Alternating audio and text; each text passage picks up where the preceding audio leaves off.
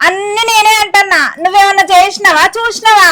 ఇంత బరిదగించిందాని కాబట్టే పెళ్లికి ముందు నా కొడుకుతోని రాసలీలలు చేసి కట్న కానుకలు లేకుండా నా ఇంటికి వచ్చినావు.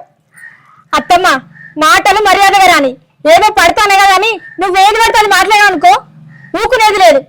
చెప్తాని సంగతి, రేపు మీ అన్ననే పిలిపియకపోవాలే, అప్పుడుంటది.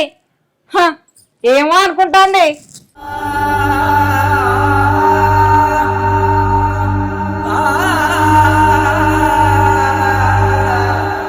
పసి పువ్వును నలిపెను కసి పాదం, చిరువాశకు పులివెను మసి పాపం.